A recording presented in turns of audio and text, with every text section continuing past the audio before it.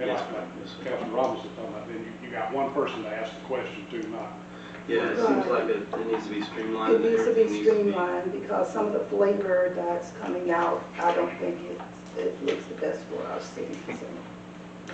Mr. Rain, you have something to add? Only if you want to know who does what now.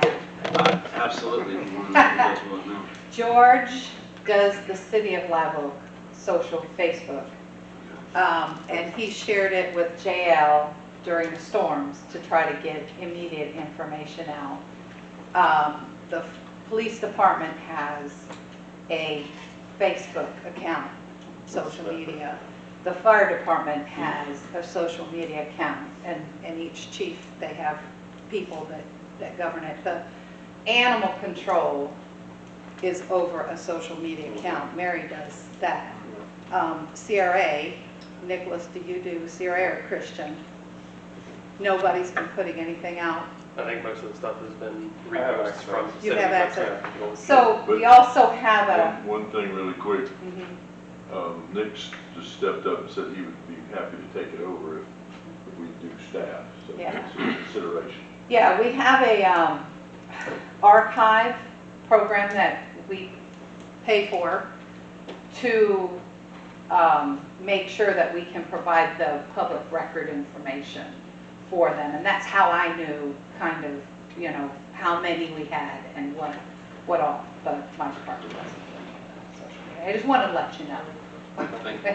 So maybe it makes sense then to, can we, the way it's worded tonight, Mr. Kennan, the way it's worded tonight, can we grant approval for staff's recommendation on a staff person? Yeah, you take won't that be able to do it by motion, so you don't have council action, but you can recommend to city staff that they bring back a report at the next meeting on a plan to streamline all of those accounts. All right. So as you stated, yes, I'm sure Mrs. Robinson would love for that too. Yeah, I just want us to look professional. The information that goes out there to look professional. All right.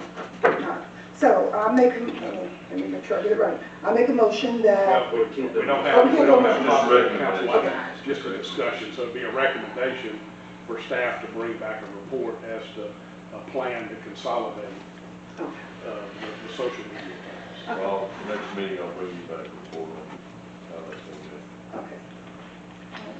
So that's my recommendation. Yes, ma'am.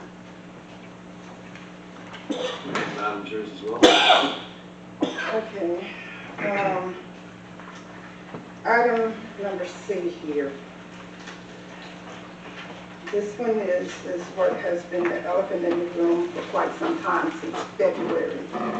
And what, to just go ahead and put it out in the public, we had approximately $450,000 just go away like that. And we haven't got a full report of exactly what happened and how, I don't know what the rest of this board has, the information that has been given to the rest of this board, but I know what I have been given and what I have been working on as trying to be very transparent about it and trying to get to the bottom of it, and also to try to make sure that this doesn't happen again in our finances. $450,000 is a lot of money for us to lose. And we are not the only city that has lost money through some type of cyber attack or cyber breach. But what bothers me is the way that we have gone about trying to get to the bottom of it. I just don't think that we, and like I said, I can only speak for myself because of the Sunshine Law. I have not been able to discuss this with any other council members, so I don't know what they know. So I can only speak about what I know. And trying to get to the bottom of it, I just have not felt comfortable with the steps that we as a city has taken to try to find out what happened and to try to prevent it from happening again. So I am requesting that we have a third party come in and look at our process and procedures of how we go about our finances, how we go about paying our bills through electronically, or what the process is of how we do that. Some of you all, like I said, I don't know what you all know. We just had recently, again, a breach of our credit cards, which the bank caught. So we can't say that, oh, well, we'll put this in place. We need professionals. We need people who are, this is what they do, to come in here and look at our policies and procedures and see how we are doing things and make sure that we are not losing that type of money again. So that is what this is about, is I want to make a proposal that we have staff put out a request for different companies to see if they can come in and do what we are requesting, or what I am requesting, as to look at our policies and procedures and make sure that we are up to date, that we are following the correct protocol as to how we handle business with our finance. All right. So would this be an appropriate time for either Police Chief Davis or yourself I think to the police explain chief can what's going on? answer what he knows at this point and Can kind discuss of discuss with you as well while he's on his way. Pretty much same exact information that we got. It's under investigation, and that's pretty much all. it. So before the police chief speaks, the minute I was notified by the finance department, I was standing in the finance department office and called the police. I watched them walk across.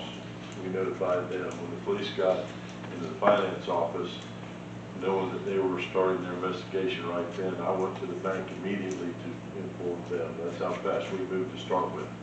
And it has been a while, but the chief will tell you the rest. Keith Davis, Chief of Police with the City of Live Oak. With ongoing investigations, it's hard to put out to everybody every step we have taken in hopes of catching the bad guys that took the money. But I put out the offer anytime any of y'all want to come sit down with us, we'll give you what we can. But in a public forum, I cannot go into all the details of this case. But as far as policy and procedures of the way they do business, I can't control that. You know, we just look at the crime that was committed, and we've issued subpoenas. Sometimes subpoenas get answered, and sometimes they don't, and we have to go back to the court system. So that's what we're waiting on a lot of. So this has been since February, I think, when the first, and we're into June now. We probably won't get that money back. Who knows? Fingers crossed. I hope that we do. But the likelihood of us getting it back is very small. Most of it goes overseas where the United States doesn't have extradition powers and stuff to be able to do anything with it. Right. So for me, that part pretty much is a done deal. We've lost it. But moving forward, we have to have something, and that's not on, like you said, that's not on your part. That is on us as a council, that is on the city administrator and our finance office. Moving forward, we have to put the right things in place with the right, doing it the right way. I'm not an expert in cybersecurity. I've had a little bit of hacking experience, but I'm not an expert at it. No, it's called ethical hacking. But I'm not an expert. But there are experts who can come in here and look at the way we do business and give us, put down the correct policy recommendations for policies and procedures that we should follow that will best serve us as a municipality. We cannot continue to have money, $450,000, half a million, and then we still had to pay the bill. So that's right at $1 million right there. And we can't even get our roads paid because we don't have the money. And if we continue to keep doing what we're doing, the way we're doing it, you know, they say if you keep doing what you've been doing, you're going to keep getting what you've been getting, and that's, you know, what they call insanity.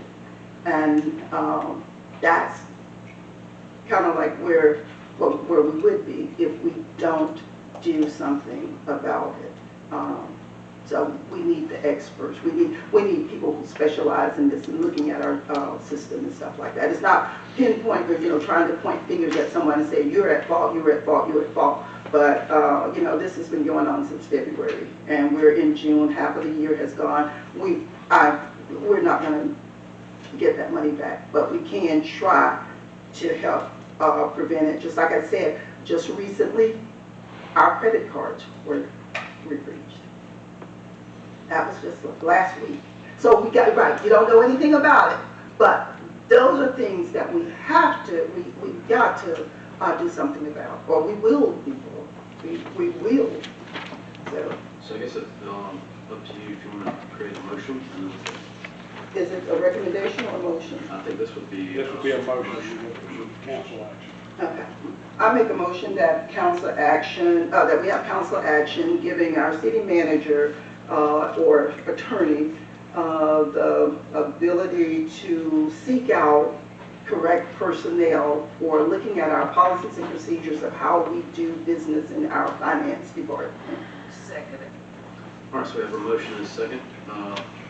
We're in the middle of a motion and a second, then I'll allow you to speak. So what would be any more discussion, questions concerning this? I just wanted to say that we're not the only one for sure, because we've attended a meeting and it was publicly said that someone there in their city had just lost $300,000.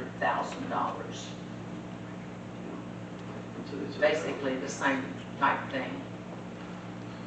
Any further discussion, comments, questions? All right, all in favor of the motion given and seconded? Can I speak on it first? Not in the middle of a motion. As soon as we're done, you can. Yes, sir. All in favor? Aye. Opposed, like sign? All right, motion approved. You may speak now, yes, sir. That's kind of useless. Now, maybe not. The statewide Department of Government Efficiency, that's a freebie. We all pay taxes. That's a statewide thing. All y'all got to do is say, hey, come look. And they won't only, I think initially they were starting out, and all of y'all may know this, I hope you do, that they starting out with troubled municipalities and counties if you're not able to pay bills. Well, the city of Live Oak may qualify in that, but they will do exactly what Ms. Owens is talking about.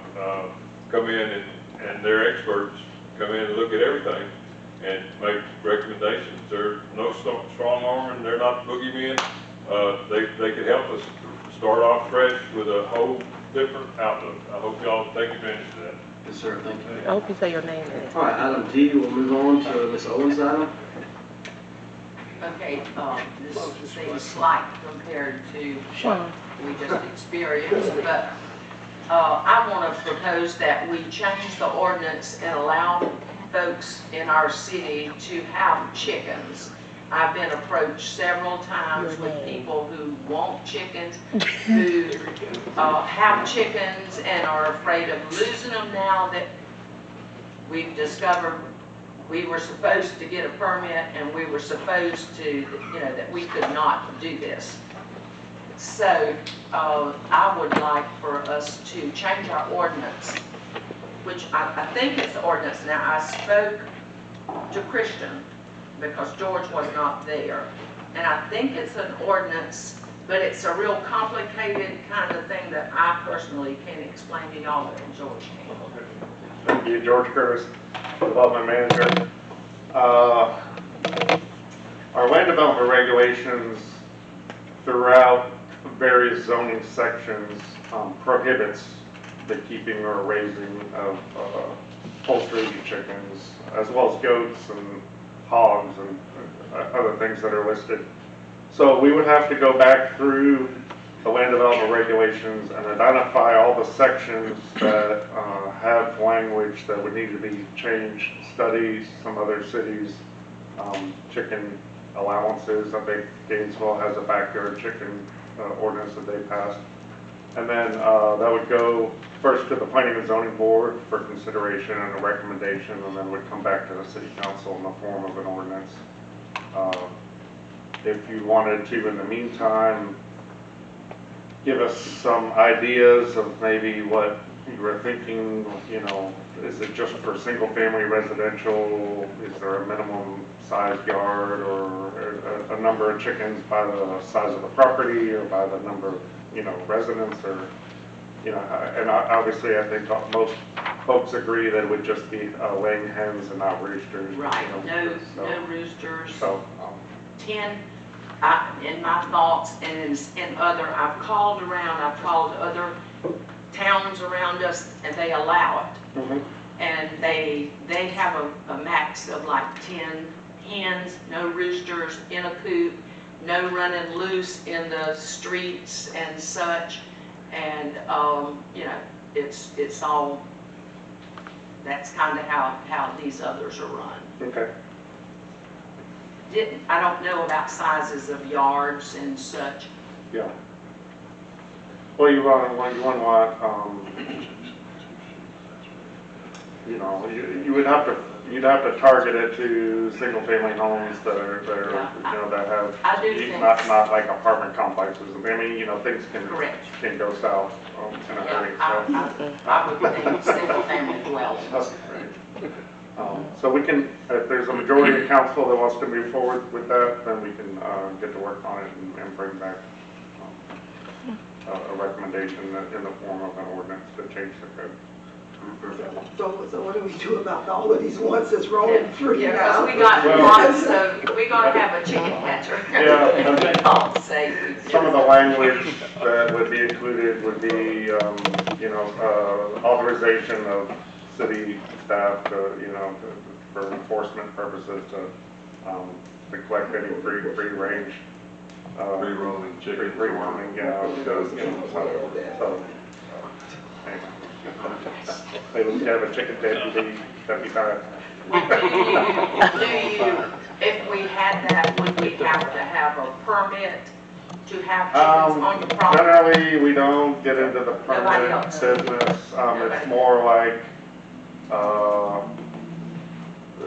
code that you would have to follow, and if for some reason you weren't, then, you know, code enforcement would notify somebody and say, this is the way the code reads, and so if you want to do this, here's the parameters that you have to follow, and then give them, you know, a couple weeks or whatnot to build a coop or whatever, and then after that, then there would be, you know, potentially a code enforcement situation, but I think it would be education, outreach, and to help folks understand what could be possible, and then go from there. I don't think we would be issuing permits, because that just seems like an unnecessary step. Well, I think that even with families that have small children, this is a learning experience for them. They're able to experience these things. And I remember coming home one night and my granddaughter said, I'm going to tell you what Granddaddy did. And I said, what do you do? She said, he used your eggs that came from the store to make whatever. She just thought that was wrong. That was absolutely wrong. So they need to know where our stuff comes from. Sounds like we got a motion. Oh, you got a question? But the person in Georgia, our city manager may know, was it an ordinance recently before our time that stated that we couldn't have farm animals in the city limits? No, that goes back to the original 1985 document. Oh.